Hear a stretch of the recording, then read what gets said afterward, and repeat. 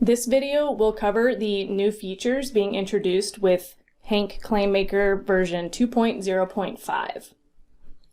The first of these features has to do with being able to now copy a URL directly for a case. And the way you do this is by finding the case that you are needing to get the URL for by opening the batch and selecting the case. Once you have the case selected, there is a Share Case button. Clicking this will copy the URL to your clipboard, and you can then paste this or share this URL with anyone who is connected to the ClaimMaker system, and it will pull up that case directly. Note that how we're doing this is really just by applying filters in the background. So when you open up the filters pane, you'll see it's filtering by a specific batch number and by a specific case number as well, or case ID. This URL will now be included in any support emails that you send via the UI support help icon here. So it'll be really important anytime that you do have a support issue to click this question mark and use the UI support email link here. And what this will do is just give us a lot more context to the issues you're having and allow us to know exactly what case that you are having issues with.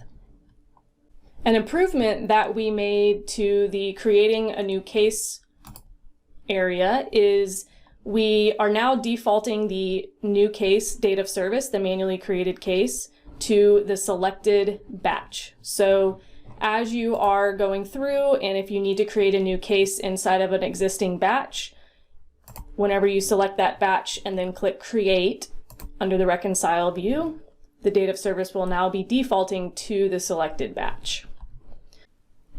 The next feature we are introducing is a warning when you exceed the number of rows allowed for export. So as you start selecting batches up here, the total case count will be present and the number of batches selected, and the total cases cannot exceed 2,000.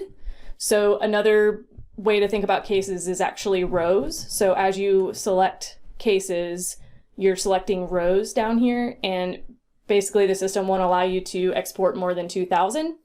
And when you do hit that limit, this tag will turn red and you will be asked to deselect batches and rows to make sure to fall below the 2,000 mark before export.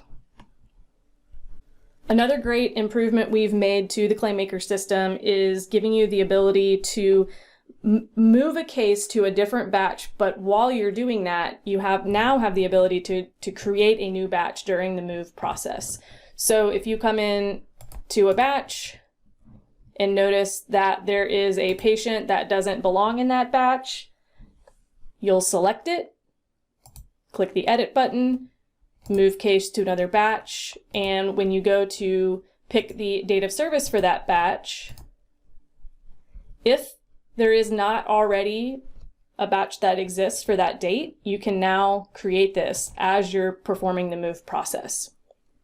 And you will get a success alert here, and then that batch will be created, and when you apply the changes, you'll now be directed automatically to that new batch and your moved case will be present.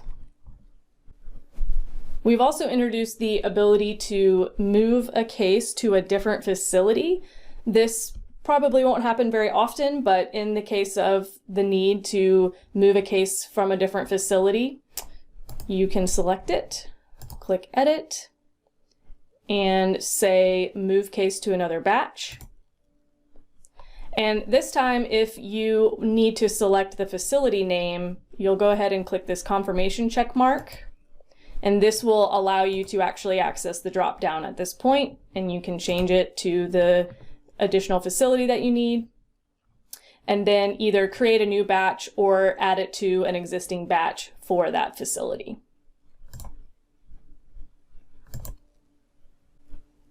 Another feature that we have added with this release is the ability to move individual documents between cases, but also to move all documents from a case to another case. So the way that you do the individual document move is find the case and make sure to select the document that you need to move.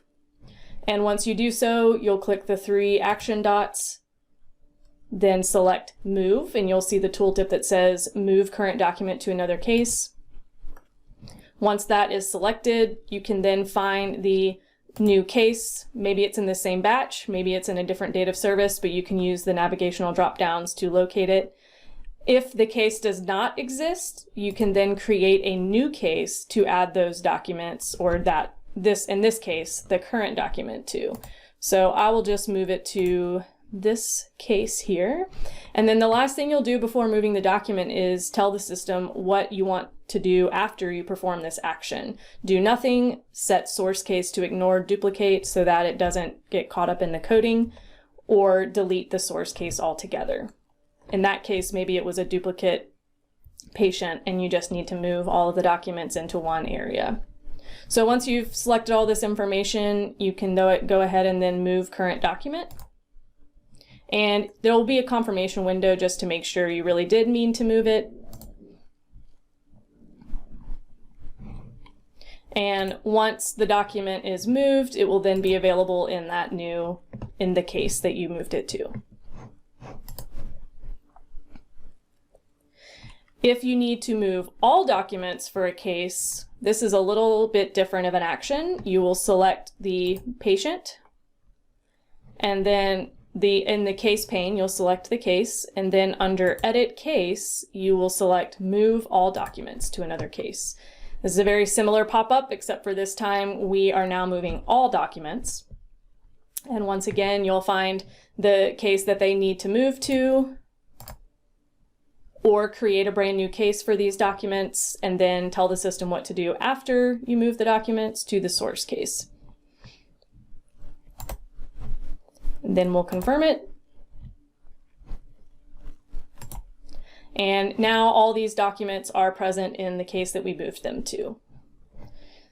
The original case still exists because I told the system not to do anything, but you can have it deleted in one motion, or you can simply come to Edit and delete the case. The last set of features that we introduced is the ability to delete batches, cases, and documents from ClaimMaker. In order to do this, all you need to do is first, if it's a batch, you'll select the batch, click Edit, and then select Delete Batch.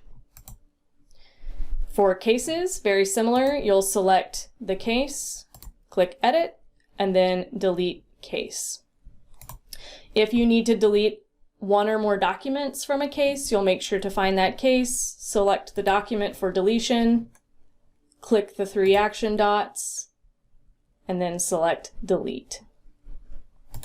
And that's a quick summary of all the new features being released with ClaimMaker version 2.0.5.